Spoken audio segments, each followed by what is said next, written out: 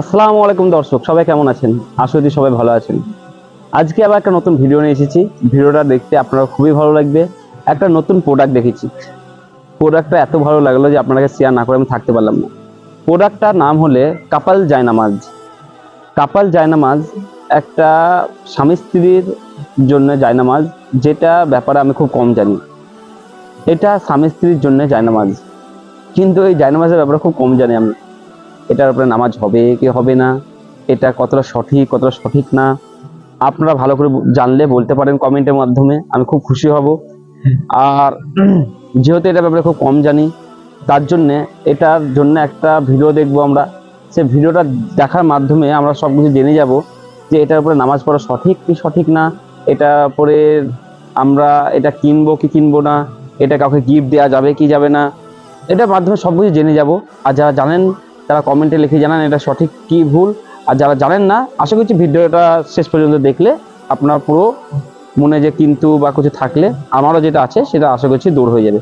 চলুন শুরু করা যাক। ফাইজুল হক আপনি লিখেছেন, বাজারে কাপল জায়নামাজ পাওয়া যাচ্ছে, এ নিয়ে সোশ্যাল মিডিয়ায় আলোচনা সমালোচনা হচ্ছে ব্যাপকভাবে। বিষয়টা ইসলামের দৃষ্টিতে কেমন? কাপল জায়নামাজের একটা ছবি আমি দেখতেও পেয়েছি এবং আপনি কমেন্টও ছবি দিয়ে দিয়েছেন ফাইজুল হক। এই ছবিটা আমি দেখেছি, বাট এটা যে কাপল জায়নামাজ এটা আমি নিজেও চিন্তা করিনি। যাই হোক, এখানে এই জায়নামাজে কাপল জায়নামাজ যেটাকে আপনি বলছেন, এটাতে মৌলিকভাবে কোনো সমস্যা আমি দেখছি না। বিশেষ করে সামনে বিশেষ কোনো ছবি নেই, প্লেন সালাত আদায় করলে স্বামী স্ত্রীর পাশাপাশি দাঁড়িয়ে কোনো অসুবিধা নেই।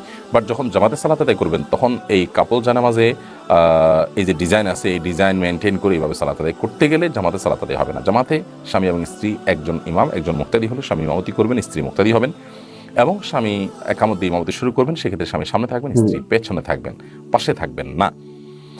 এটি একটি গুরুত্বপূর্ণ বিষয়, যার কারণে জামাতে যখন সালাত আদায় করবেন তখন এই কাপল জানামাজ আর কাপল জানামাজ থাকবে না, তখন এটা সিঙ্গেল জানামাজ হয়ে যাবে। আর এমনিতে পাশাপাশি যার যার নামাজ শেষে পড়ছেন, সেটা নফল হতে পারে, তাহাজ্জুদ হতে পারে, অন্য কোনো সালাত আদায় হতে পারে, তাহলে সেক্ষেত্রে পাশাপাশি পড়তে কোনো অসুবিধা নেই, সেই হিসেবে জানামাজ আপনি পড়তে পারেন। এই জানামাজে এমন কিছু নেই যেটা আমাদের মনোযোগকে খুব বেশি নষ্ট করতে পারে। তবে এটা ঠিক যে জানামাজ ব্যবহার করার ক্ষেত্রে আমাদের লক্ষ্য করা উচিত যে সেখানে অনেক বেশি কারুকার্য থাকলে বা কারুকার্য বেশি হোক আর কম হোক, যেটা আমাদের মনোযোগ নষ্ট করতে পারে, এরকম কিছু থাকা উচিত নয়। তো এই ধরনের জানামাজ বিশেষ করে স্বামী স্ত্রী যদি সালাত আদায় করেন, যেহেতু বিশেষ কোনো কারুকার্য নাই, শুধুমাত্র এখানে একটা লাভ চিহ্ন দেওয়া আছে তাও সাইড দিয়ে, প্রথম এক দুদিন হয়তো তাদের এটার দিকে নজর পড়তে পারে, যদি নজর পড়ার কথা না, এটা পায়ের দিকে নজরের জায়গাটা ঠিকই প্লেন আছে, অবশ্য আরেকটাতে সেজদার জায়গার কাছাকাছি নজর পড়ার কথা। যদি মনোযোগ নিয়মিত নষ্ট হয় তাহলে তো এটাও উচিত হবে না। আর যদি মনে এক দুদিন করার পর স্বাভাবিক হয়ে যায় আর ওদিকে মন না যায়, তাহলে সেক্ষেত্রে অসুবিধা নেই। নবী করিম সাল্লাল্লাহু আলাইহি সাল্লামকে জানামাজ দেওয়া হয়েছিল সালাত আদায় করার জন্য, বা একটা কাপড় দেওয়া ছিল সালাত আদায় করার জন্য, সেখানে কারুকার্য ছিল। তিনি সালাত শেষে সালাম ফেরানোর পর বললেন, অন্য কোনো প্লেন কাপড় নিয়ে আসো, কারণ এটার কারুকার্যগুলো আমার মনোযোগ নষ্ট করছে। এখন এখানকার যে লাভ চিহ্ন, এটা যদি মনোযোগ নষ্ট করে তাহলে সেক্ষেত্রে এটাও ব্যবহার করা জায়েজ হবে না। স্বামী স্ত্রীর মধ্যে ভালোবাসা ইসলাম চায়, অনেক সম্প্রীতি, অনেক ভালোবাসা, এটা তাদের তাকওয়াকে মজবুত করে, স্ট্রং করে। কিন্তু তাই বলে নামাজে দাঁড়িয়েও ভালোবাসাবাসি করতে হবে, এত তো ভালোবাসার টান পড়েনি মুসলমান ইমানদারের। অতএব এইটা পাশাপাশি দাঁড়িয়ে নামাজ পড়লে ভালোবাসা প্রকাশ করলেন, কিন্তু লাভ চিহ্ন দেওয়ার কারণে, বিশেষ করে একটা জানামাজ হয়তো পায়ের দিকে আছে, সমস্যা নেই, আর একটা জানামাজ সিজদার দিকে আছে, সেখানে বারবার তার মনে পড়তে পারে, এমনকি পায়ের দিকে যেটা আছে এটাতেও নজর পড়তে পারে রুকুতে গেলে। যদি মনোযোগ নষ্টকারী হয় তাহলে সেক্ষেত্রে ব্যবহার করা উচিত হবে না, অ্যাভয়েড করাটাই উত্তম আমি মনে করছি। বাট এখানে বেশি কারুকার্য নেই পুরো জানামাজের মধ্যে, সেটা একটা ভালো দিক। কিন্তু এই চিহ্নটা যদি কারো মনোযোগ নষ্ট না করে তাহলে সেক্ষেত্রে তার জন্য এটা জায়েজ আছে। কাউসার আসাব এআইডি থেকে আপনি লিখেছেন, সিজদা আছে এরকম সূরা যদি নামাজের শেষ শাখাতে পড়া হয় তাহলে কি তার জন্য আলাদা করে সিজদা দিতে হবে? সিজদার আয়াত যদি আপনি তেলাওয়াত করেন নামাজের মধ্যে, তাহলে সেক্ষেত্রে সিজদার আয়াতটা তেলাওয়াত করে যদি আপনি সাথে সাথে রুকুতে চলে যান সিজদার নিয়তে, তাহলে ইনশাআল্লাহ সিজদা আদায় হয়ে যাবে। এটা একটা বিষয়।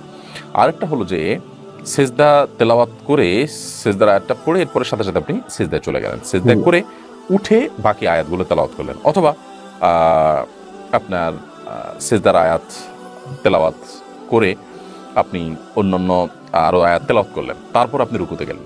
তো এই শেষের পদ্ধতিটা সঠিক নয়, কারণ সিজদার আয়াত তেলাওয়াতের সাথে সাথে সিজদা করা উচিত। বিধায় প্রথম দুই পদ্ধতিতে আপনার সালাত হয়ে যাবে। অর্থাৎ আবারও বলছি, আপনি সালাতে দ্বিতীয় রাকাত হোক আর প্রথম রাকাত হোক, সিজদার আয়াত তেলাওয়াত করছেন, করে সাথে সাথে রুকুতে চলে গেছেন এবং রাকাত শেষ করেছেন, এখানে আপনি তেলাওয়াত এন্ড করেছেন, তেলাওয়াতের এন্ডিং করে আপনি রুকুতে চলে গেলেন, এই রুকুটাকেই আপনি সিজদার নিয়তে করেছেন, ইনশাআল্লাহ আপনার এটি সিজদা হিসাবে বিবেচ্য হয়ে যাবে এবং সিজদা আদায় হয়ে যাবে। আর যদি আপনি আরও তেলাওয়াত করতে চান তাহলে সিজদার আয়াত তেলাওয়াতের পর আগে সিজদা করে নেবেন, এরপর বাকি তেলাওয়াত করবেন।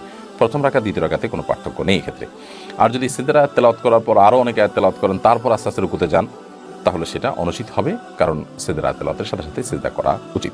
শাহরিয়ার ইমাম আপনি লিখেছেন, ইমামের পিছনে কাতারে মুসল্লিরা যখন দাঁড়াবে তখন কোথা থেকে কাতার শুরু করবে? পিছনের কাতারগুলো দেখি অনেকে ডান পাশ থেকে শুরু করে, বিষয়টি একটু ক্লিয়ার করবেন। ইমামের ঠিক মাঝখান থেকে শুরু করবে, মাঝখান থেকে শুরু করে পিছন থেকে বরাবর, ইমাম পিছন থেকে ডানে, এরপর বামে, ডানে এরপর বামে, এভাবে ব্যালেন্স করতে করতে কাতার এগিয়ে নিয়ে যেতে থাকবে।